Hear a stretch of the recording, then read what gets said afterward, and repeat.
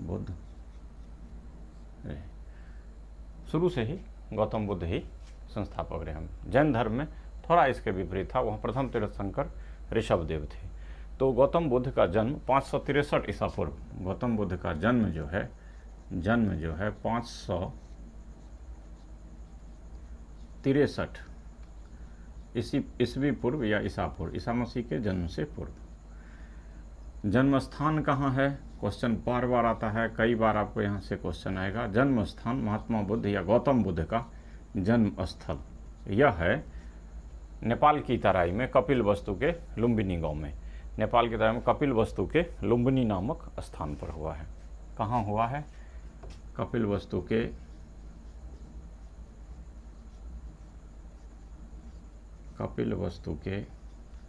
लुम्बिनी नामक स्थान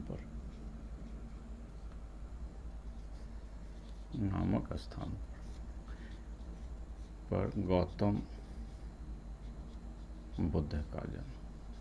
अब देखिए यहाँ से थोड़ा सा कंपेयर करके इसको पढ़ना है। गौतम बुद्ध का जन्म कंपेयर ये करना है, महावीर स्वामी का जन्म कुंडलवन में हुआ है और वो कुंडग्राम है और वो वैशाली जिला पड़ता है।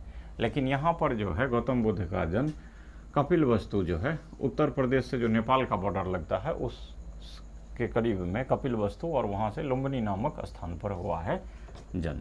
बचपन का नाम सिद्धार्थ। गौतम बुद्ध के बचपन का नाम सिद्धार्थ। कई बार ये सब कॉमन क्वेश्चन है। और वहाँ पे देखेंगे महावीर स्वामी के बचपन का नाम क्या था? महावीर स्वामी के बचपन का नाम वर्धमान था और गौतम बुद्ध के बचपन का नाम सिद्धार्थ था।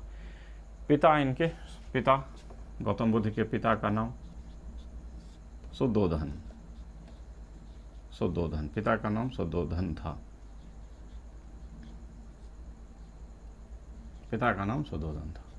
माता का नाम, गौतम बुद्ध की माता का नाम माया देवी। यह उल्लेखनीय यहाँ से क्वेश्चन बनता है। लेकिन लालन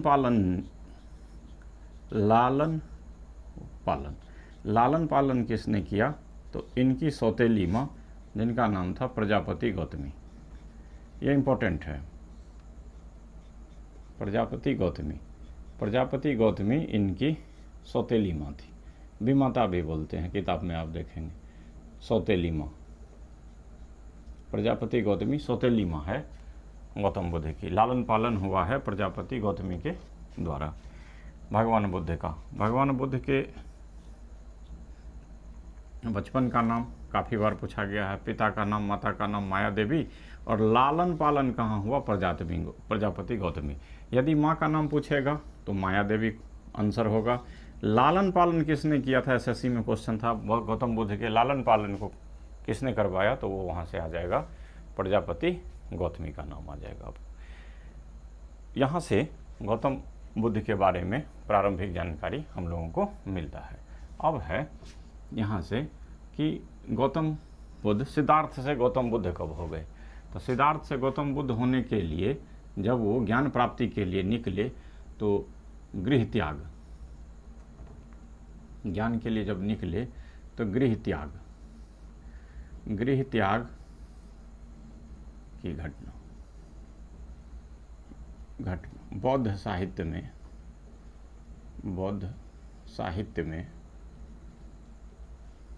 क्या कहलाता है?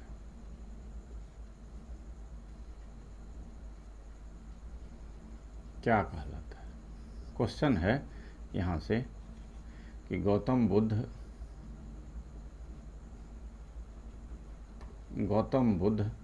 के गृह त्याग की घटना बौद्ध साहित्य में, यहाँ पे है बौद्ध साहित्य, समझिएगा ये क्या कहलाता है।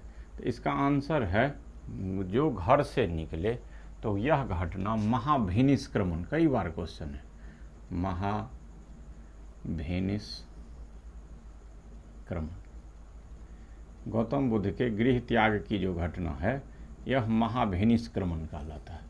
गौतम बुद्ध के जब वो ज्ञान प्राप्ति के लिए घर जो छोड़े हैं, यहाँ से क्वेश्चन बनता है कि गृह त्याग। हम सब क्वेश्चन ओरिएंटेड आपको बता रहे हैं, थियोरेटिकल थियोरी एक से एक है। गौतम बुद्ध पे बड़ा लिटरेचर है। गृह त्याग की घटना, कुछ भी दाएं बाएं नहीं होगा, सब एग्जैक्ट आपको टारगेटेड क्वेश्चन के रूप में। गृह त्याग की घटना बौद्ध साहित्य में क्या कहलाता है? महाभिनिष्क्रमण। हम लोग घर त्याग करते हैं, घर छोड़ते हैं, घर से भागते हैं, ये सुना होगा आपने, लेकिन महाभिनिष्क्रमण बौद्ध साहित्य का लैंग्वेज है, महाभिनिष्क्रमण। तो भगवान बुद्ध के घर छोड़ने की जो घटना है, ज्ञान प्राप्ति के लिए उन्होंने जब घर का त्याग किया है, तो यह कहलाता है महाभिनिष्क्रमण। महाभिनिष्क्रमण कहलाता है भगवान बुद्ध के गृह त्याग की घटना। तो गृह त्याग के बाद सबसे पहले इनको गुरुजी कौन मिले? तो भगवान बुद्ध को जो गुरुजी मिले हैं, सबसे पहला कि गुरुजी कौन हुए जब इन्होंने ज्ञान प्राप्ति की और अपना कदम, तो गौतम बुद्ध के प्रथम गुरु, गौतम बुद्ध के प्रथम गुरु, या इसको कह सकते हैं ध्यान गुरु, बहुत जगह ऐसा भी है, या आध्यात्मिक गुरु, आध्यात्मिक गुरु कौन थे? अलार कलाम थे। कौन थे? अलार, आ लो आकर रो, अलार कलाम। अलार कलाम से ही इनको आध्यात्मिक जीवन की उन्नति का मार्ग मिला है, अलार कलाम से। कई दफ़े क्वेश्चन है, बहुत इंपॉर्टेंट यहाँ से। महाभिनिष्क्रमण तो इम्पोर्टेंट है ही, आप यहाँ स्टार लगा लीजिए, यहाँ से अलार कलाम के बारे में। दूसरा, आप यहाँ से ज्ञान प्राप्ति के लिए अलार कलाम के पास गए। ज्ञान प्राप्ति कहाँ हुई? महात्मा बुद्ध को, महात्मा बुद्ध को ज्ञान प्राप्ति, ज्ञान प्राप्ति कहाँ, कहाँ हुई? तो यह जगह है बोध गया। बोध गया में कहाँ पर? निरंजना, निरंजना या फल्गु नदी के किनारे। फल्गु नदी है, निरंजना नदी है गया में। बोध गया कहाँ पड़ता है? बिहार में, बिहार के बोध गया जिले में पड़ता है निरंजना। कौन से पेड़ के नीचे? पीपल वृक्ष के, पीपल, इसी को बोधि वृक्ष भी कहा गया है, बोधि वृक्ष। पीपल वृक्ष को बोधि वृक्ष के नीचे। ऐसे भी आप नेचुरली भी, ये पीपल का पेड़ ज़्यादा ऑक्सीजन रिलीज करने वाले प्लांटों में से एक प्लांट है पीपल, और आपके नेगेटिव एनर्जी को भी कम करता है बोधि वृक्ष। तो यहाँ पे इनको बोधि वृक्ष के नीचे। और कौन से दिन? बड़ा इम्पोर्टेंट है। महात्मा बुद्ध को, महात्मा बुद्ध को किस दिन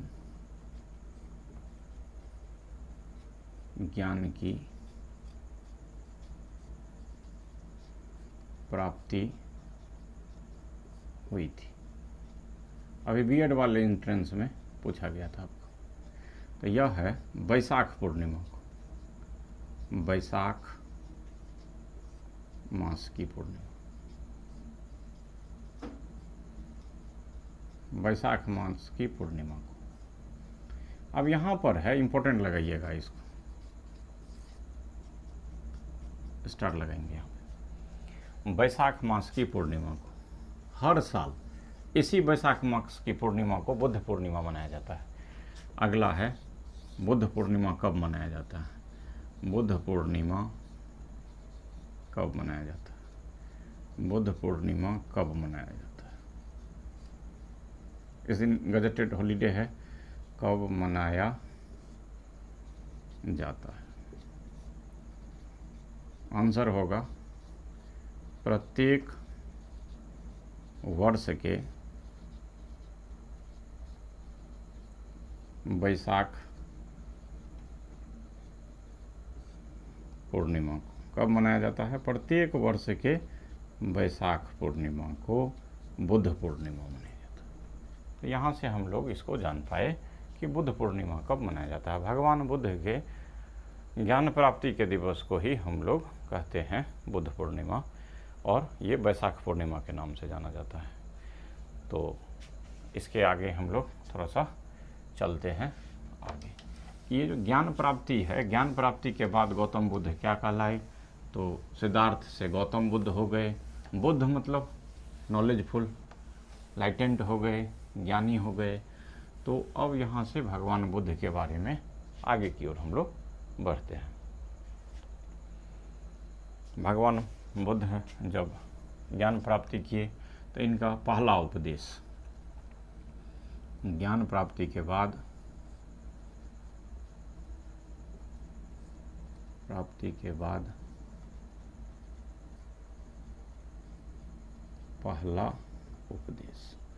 पहला उपदेश ज्ञान प्राप्ति के बाद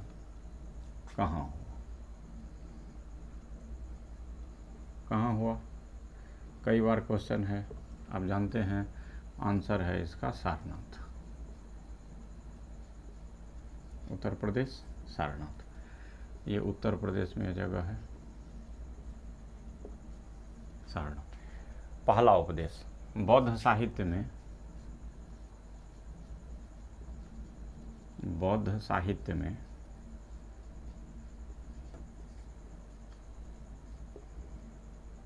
प्रथम उपदेश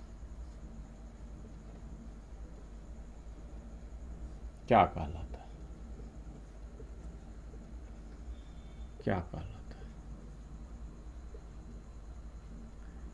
प्रथम उपदेश क्या कहलाता है?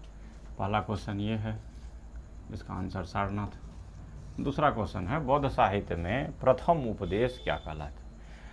प्रथम उपदेश जो है यह कहलाता है धर्म चक्र प्रवर्तन।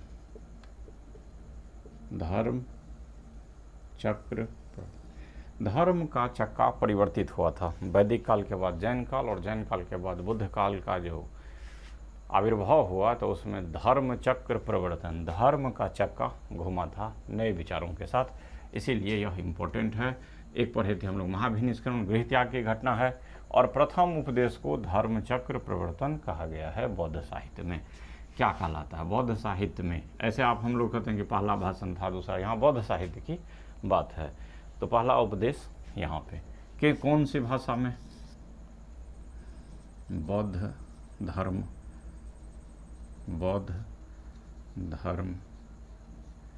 का साहित्य व उपदेश कौन सी भाषा में?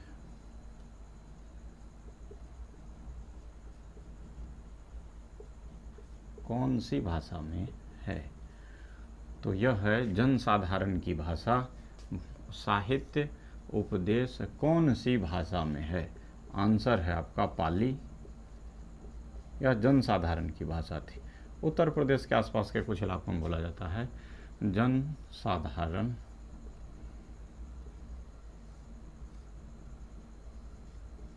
की भाषा। जनसाधारण की भाषा जो है पाली है। जनसाधारण की भाषा क्या है? पाली है। तो यहाँ से सारे और है सर्वाधिक उपदेश, भगवान बुद्ध का सर्वाधिक उपदेश कहाँ हुआ?